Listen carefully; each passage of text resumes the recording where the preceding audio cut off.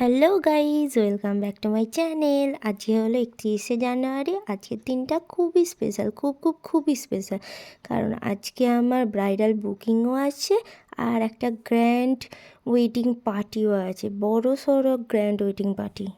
28শে জানুয়ারি গিয়েছিলাম grand reception পার্টিতে, আর আজকে যাব গ্র্যান্ড ওয়েডিং পার্টিতে। তো তোমরা শেষ পর্যন্ত দেখতে থাকো, আশা করছি তোমাদের সবাইকার চোখ জুড়িয়ে যাবে দেখে। আর আমাকে যেতে হবে আগে ব্রাইডের বাড়ি। তো চলো আমি রেডি হয়ে তোমাদের সাথে কথা বলি। দেখো আমি রেডি হয়ে গেছি, একবারে আমি ওখান থেকে চলে যাব বলে বিয়ে বাড়ি, সেই জন্য আমি একেবারে রেডি হয়ে গেছি। তোমরা সবাই আমাকে জানিও আমাকে কীরকম লাগছে।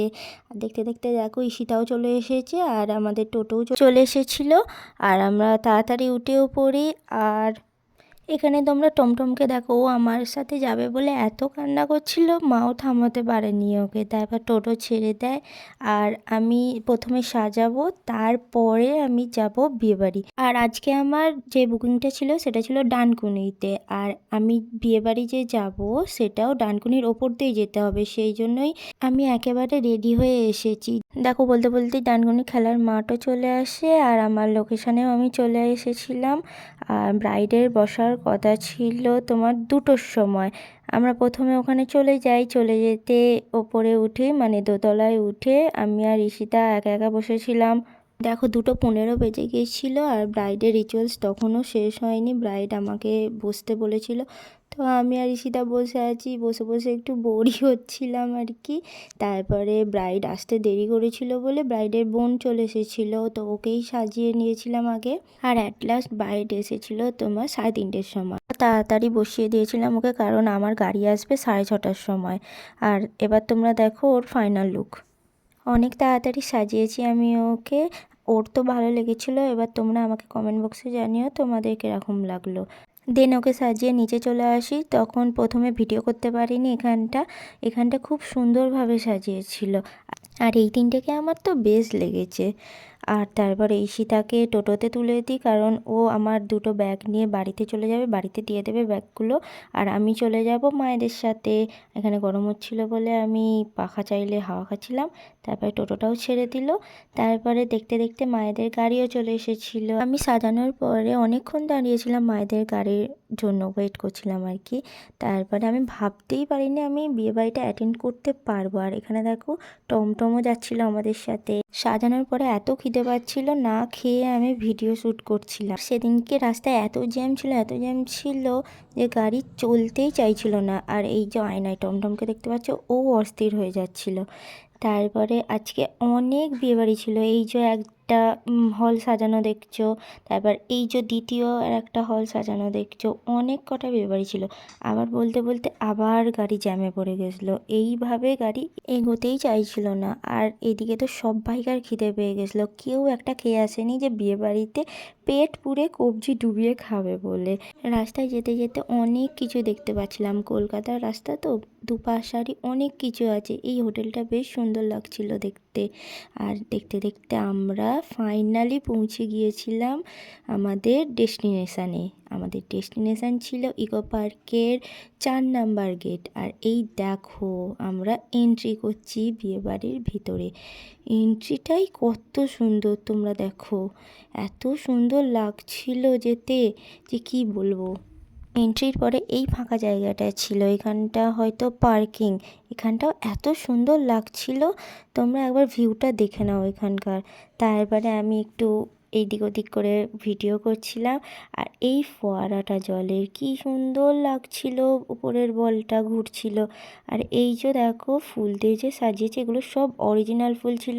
ওয়েলকাম করছিল, ওয়েলকাম ড্রিঙ্কও দিয়েছিল। আর টমটম আর মা প্রথমে যাচ্ছিল। আর এবার তোমরা ভিতরের ভিউটা দেখো, ওফ অপূর্ব অপূর্ব ছিল। আমরা তো মনে হচ্ছিল আমাদের যে আমরা স্বর্গে চলে গেছি, কোনো স্বর্গে চলে গেছি। এই ঘোড়াটাও জাস্ট অপূর্ব ছিল। তারপর এত খাবার ছিল যে কি খাবো আমার মাথাতেই ঢুকছিল না।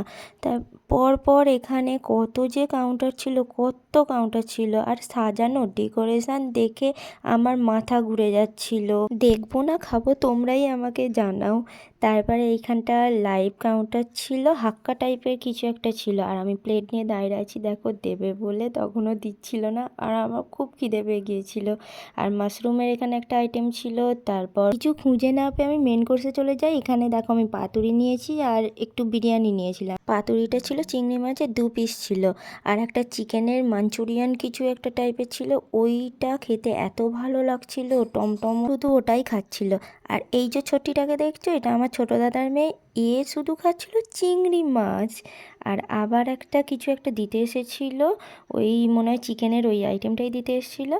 আর এই সাজানোটা আমার তো খুব পছন্দ হয়েছে। এখানটায় বউ বসেছিল, আর এখানটা দেখতে পাচ্ছ এখানটায় লাইভ ফাংশন হচ্ছিল।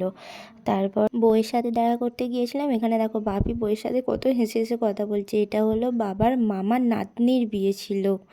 আর এখানে মনে হয় বউয়ের অনেক ফ্রেন্ড এসেছিলো, তাদের সাথে একটু বিজি হয়ে গিয়েছিল, ফটো তোলার তো কোনো স্কোপই পাচ্ছিলাম না। আর টমটমকে দেখো সব সময় লাফাতে থাকে। আর তারপরে একটু স্কোপ পেয়েছিলাম, তাও ফোন চলে এসেছিলো।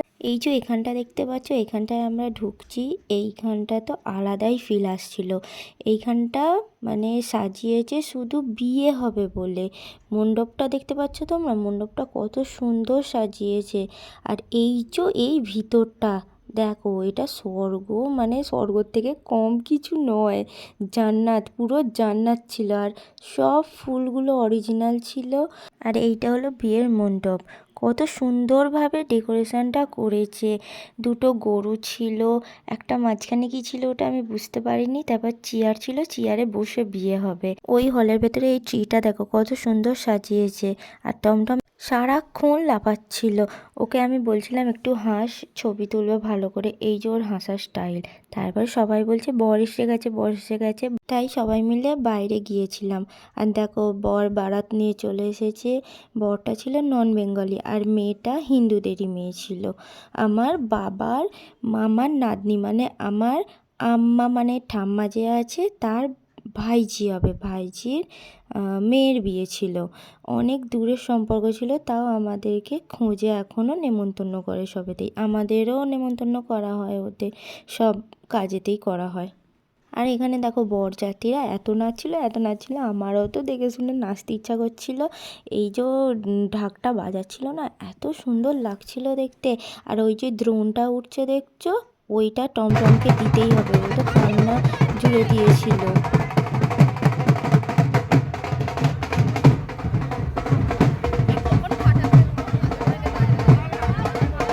দেখছো তোমরা ওরা কত নাচছে, আবার টাকাও ওড়াচ্ছিল। একটা টাকাও তো আমার দিকে আসেনি, ওদের মধ্যেই সবাই কুড়িয়ে নিচ্ছিল। ভাবছিলাম আমার দিকে একটু আসবে, আসেনি। তারপর এই দেখো এখানে ফায়ার গানের এই সিনটা এত সুন্দর ছিল, এত সুন্দর ছিল, তোমরা দেখতে থাকো।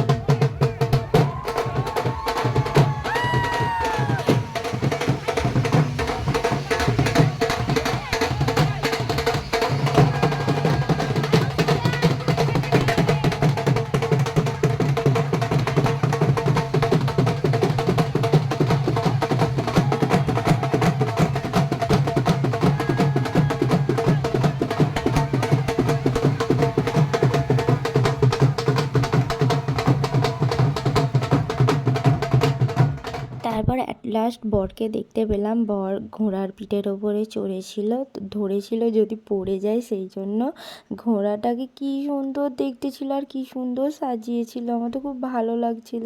আর দেখো ঘোড়ার সামনেটাও ভিডিও করেছি বলে পিছন দিকটাও ভিডিও করতে এসেছিলাম। আর তারপরে বর আসার পরে এখানে চলে এসেছিলাম, কারণ এখানে বিয়ে হবে। আর এখানে তোমরা দেখতে পাচ্ছ এই যে সবাই ভিড় করে দাঁড়িয়ে আছে, এটা হলো শালিটা দৌড় ধরেছিল। তারপরে আবার একটু খাবারের দিকে চলে যাই।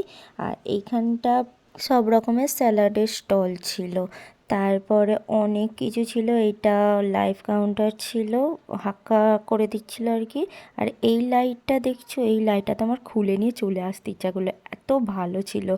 আর টমটমকে দেখো এখানে আইসক্রিম খেতে আরম্ভ করেছে। সবুজ একটা আইসক্রিম ছিল, ওটা পান মশলা, আর এই হলুদটা হলো কুলফি ফ্লেভার, কি রাজস্থানি কুলফি টাইপ কিছু ছিল।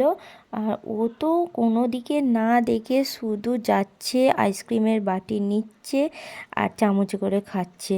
আর এই ডেকোরেশনটা দেখছো, এই ডেকোরেশনটাও খুব সুন্দর ছিল। আর বিয়েবাড়িতে অনেক লোক এসেছিলো, আমি শুনেছি 5,000 জনকে ইনভাইট করেছে। আর এখানে আর একটা আমি ড্রিঙ্ক নিয়ে নিয়েছিলাম, কিসের জানি না। তারপর বিয়ে দেখতে চলে আসি, বিয়ে শুরু হয়ে গিয়েছিল।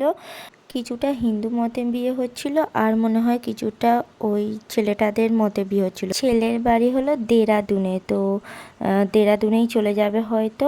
আর দেখো সব শেষে বেরিয়ে পড়ি বাড়ির উদ্দেশ্যে, কারণ বাড়ি বাড়ি একটু টান হচ্ছিল আর কি। এখান দিয়ে যেতে তো আমার খুব ভালো লাগছিল, তাই আমি ভিডিও বানিয়ে নিয়েছিলাম। গাড়িও চলে এসেছিলো, গাড়িতে উঠেও পড়ি। এই দেখো স্বর্গকে টাটা বলার এখন সময় চলে এসেছে, তো টাটা বলে চলে আসি। আর এই যে তখন এন্ট্রিটা দেখাচ্ছিলাম, আবার এই একই জায়গা দিয়েই আমরা বের হয়ে যাই। তারপর একটু বেশি টায়ার্ড হয়ে পড়ি আমি, কারণ প্রথমে বাইট সাজিয়েছি, তারপরে আবার এত দূর কলকাতায় বিয়ে বাড়ি এসেছি। তো চলো আজকের ব্লগটা এই পর্যন্তই, আবার দেখা হবে অন্য কোনো ব্লগে। টাটা।